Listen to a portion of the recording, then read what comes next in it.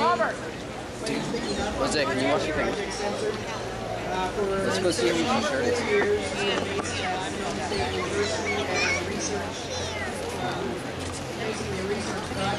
The title of is Project Censored. What we do is we look at stories that don't make it into the mainstream corporate media. So we've been doing this, like I said, for over 3 decades. The project was founded by Carl Jensen, who's a communications professor at SSU. And Carl ran the project for 20 years, started publishing books in 1993. So every year since 1993, we've put out one of these books with the top 25 censored stories. Anybody that's interested, our table is in the back corner there where we have these books after 3 o'clock, so we're selling the books all for $15, so we're doing discounts. You can find all the stories and everything about the project and the things we're doing online for free at projectcensored.org, including our blog, dailycensored.com, our sister sites. Things have changed a lot since Carl turned the project over to Peter Phillips, who is a sociology professor at Sonoma State University. And Peter did 14 of these books, and I just took over here a few months ago. I wrote this with Peter, the 2010 book, and we're now working on the 2011 book. I think the sad state of affairs for media in the United States is that we can actually fill up a 400-plus page book every year with things that people should know about, but that the corporate mainstream press won't cover or won't deal with at all. And even stories that they might deal with that you have heard of. You've heard about the Wall Street bailouts, you've probably heard of the Somali pirates, but you don't really get to hear all of the details and context that make those stories actually more important for a lot of different reasons. Case in point with the Wall Street story is that the 8 major recipients of TARP money actually don't, we use the term donate, you could actually say bribed. They spent $64 million lobbying the key members of the banking committee since 2001, and that's basically how they ended up getting not just $700 billion once and $700 billion twice, but there's been trillions of dollars in these bailouts that these banks are getting on a $64 million investment. That's a pretty good turnaround. That's why they do it. But if you watch the Wall Street talk on the corporate news, you won't hear anything about the backside of that story. Somali pirates, you won't hear anything about how their waters have been infested with toxic waste and nuclear waste.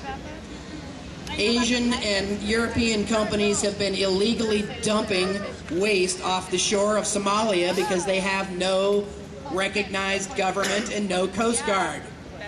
So the people that we in our Western corporate press call pirates are actually, some of them are teenagers that are from fishing villages that are going out to protect the earth and protect their own waters from being further contaminated. They're also there to protect against illegal poaching.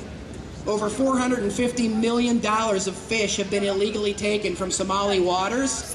So once again, the people that we refer to in the corporate media as pirates are actually Somalis that are trying to protect their own interests, their own natural resources, and all we can do is call them pirates and have the Navy SEALs go and shoot them because they take people hostage for ransoms. Now, while we may say taking people hostage for ransom is an ugly thing, if you take a look at the big picture here, when they ask for $2 million when they take a captain of some vessel, you can think in the big picture that they only have $448 million to go. That's the kind of context globally that we don't get from corporate media in this country. These are the kind of stories that we've covered at Project Censored over the years, and we've actually covered a lot of stories about the environment. And given that this is Earth Day, I do want to go into some detail about a few of the stories that we've done on the environment, but I also want to just give you a little bit more background on what we do at the project and what we're doing now under my directorship. Peter Phillips and I helped develop what's called the Project Censored Affiliate Program. So we're now no longer stationed or centralized at Sonoma State, though we are there. We have 15 active colleges and universities all across America that are now participating in research and doing stories with us. It is a student-based project, so I want to introduce a student of mine here in a moment to come up and talk about what she's been doing with the project. We're a grassroots kind of a project. We need people to help contribute. We need people to nominate, research. We need people to do writing with us on our blog at thedailycensored.com. We have over 50 universities now signed up to do this kind of research.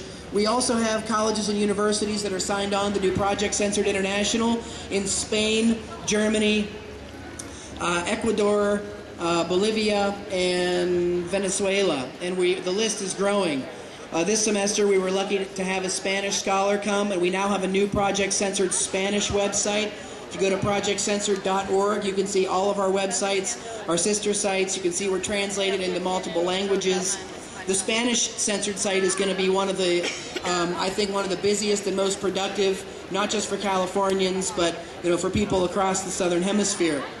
So before I go into some more detail about some of these Earth Day stories and a few other things that Project Censored has been doing over the years, I'd like to introduce a teaching assistant and Project Censored intern, Kajal Shahali, who's going to talk about some things that, again, that she's doing with us. Kajal.